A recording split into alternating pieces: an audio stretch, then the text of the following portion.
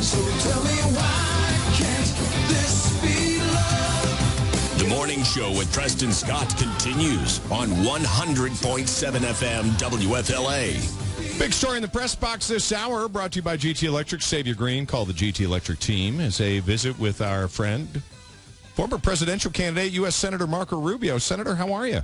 I'm good. Doing well. How strange is it to hear former presidential candidate?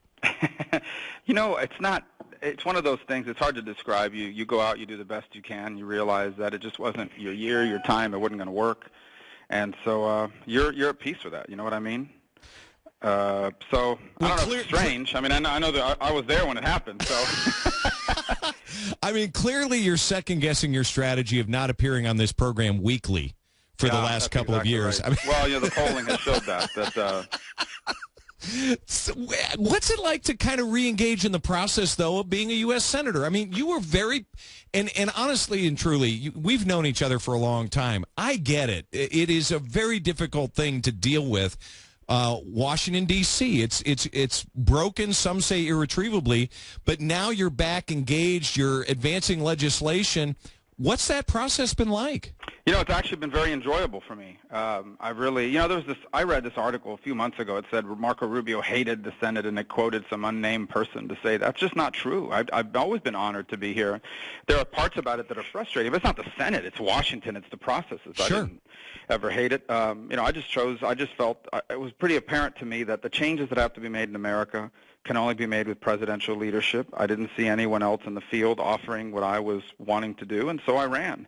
And I felt at the time, especially, that it wasn't fair for me to say to people, look, I'm running for president. If it doesn't work out, I'll run for senator, because that means no other Republicans, might have gotten into the race, and then let's say I was the nominee, we wouldn't have a candidate. So meanwhile, the Democrats are out there building their field. So I just felt like you choose what you want to do and you do it. But I'm enjoying it very much. Like I said, I mean, there are parts of it that are frustrating, but it's an honor to come here every day, and it's my 100% focus is on the job, and I really have been enjoying doing it, and hopefully we can get some good results.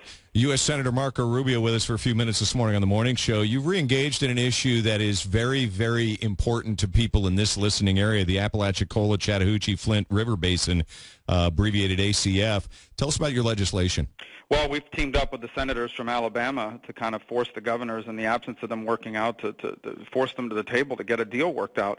Look, people's livelihoods are being wiped out. I mean, we were down there a couple of years ago. Things have only gotten worse. It's not just businesses that are being wiped out. It's kind of the heritage of the area, the entire communities that have a deep heritage built on the oystermen, the oyster beds, and that's just being wiped out now. And so hopefully we'll get some progress. As obviously you can imagine, the Georgia delegation will fight us on it, and I don't blame them. They're from Georgia. They're doing what they need to do. And I had a conversation with the governor of Georgia a few months ago. He gets pretty fired up about this, but I really believe it's important for this thing to be solved once and for all. It's incredibly damaging to an industry that has a deep heritage attachment to Northwest Florida that we could potentially lose.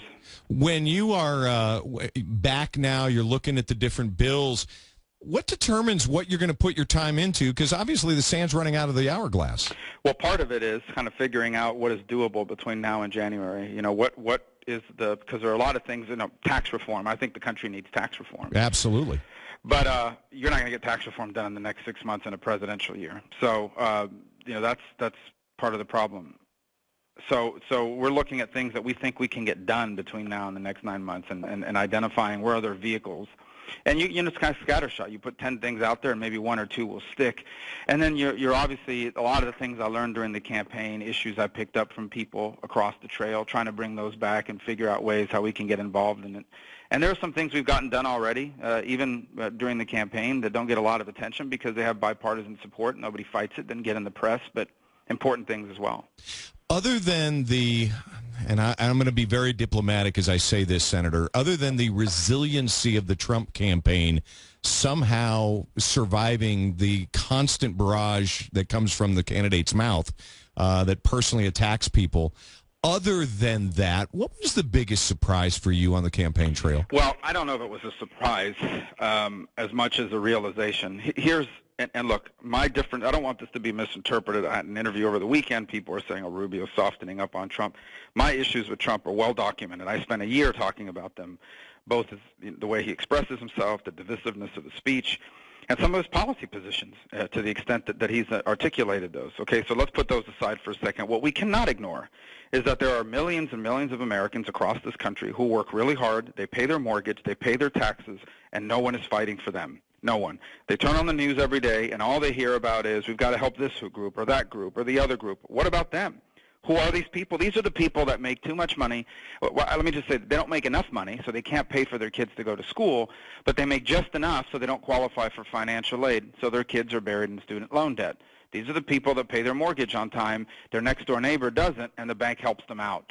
These are the people that feel like nobody's fighting for them, they're being left behind, and you couple that with these dramatic changes in our economy that are eliminating entire sectors of jobs that are now being replaced primarily by machines and in some instances sent to other countries, and no one is fighting for them. And he's tapped into that.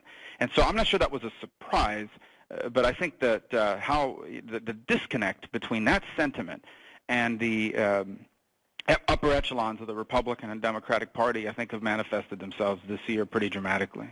Senator, would you agree that the popularity of someone like Bernie Sanders, who is an avowed Democratic socialist who believes everything's going to be free, and we know the answer to that, there's no such thing, but the popularity of it, I view that as a remarkable indictment of our education system, that we have so many young people that are disconnected from the reality that there is nothing free. Yeah, so if you look at his policies, whether it's Donald's or Bernie Sanders, I don't think it's the policies per se. People aren't sitting down and saying, oh, I agree with these 5-point plan. I think it's the fact that they're raising these issues with a tone and an attitude about it that reflects the anger people have. They have basically become a way for frustrated people to express themselves, how angry they are that college, which is now, or higher education, which has become a necessity, is unaffordable. And you basically have to mortgage away the rest of your life just to get access to it. It's the notion that all my life I've been told that if I'm willing to work hard, I can attain a certain standard of living. I'm working harder than I ever have, and I'm falling behind. Meanwhile, all these other people that are either not doing it right or are politically connected are getting ahead. So it's not like people are sitting down and saying, oh, I love the plan, because in Donald's case, he really has an outlined plans, and in Bernie's case, they're left of center. It's not ideological. It's attitudinal. It's the fact that they are giving voice to a real frustration that has bubbled and been ignored by the smart people, quote unquote, in Washington and New York in the media, who say, oh, we can't do it that way because, and then we know better than you. And that attitude, I think, has been confronted this year. Senator, I hope we get a chance to visit again over the next few months. We never, ever visit, though, without one lightning round question about your favorite football team.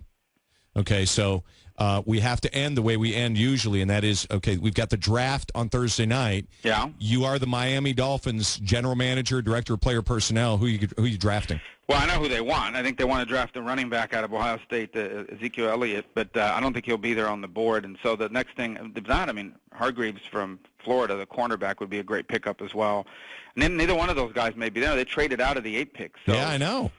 But they're going to take the best athletes. So Kavate's virtually will be in. You never have enough corners. You never have enough pass rushers. And I think running backs nowadays, you don't pick them in the top 10 unless they're Todd Gurley. But I think that's where they're going to go if he's on the board. Okay. Senator, good to visit with you. Thanks. Thanks for having me on. All right. I appreciate your time. U.S. Senator Marco Rubio with us this morning in the morning show, 8:45 on WFLA.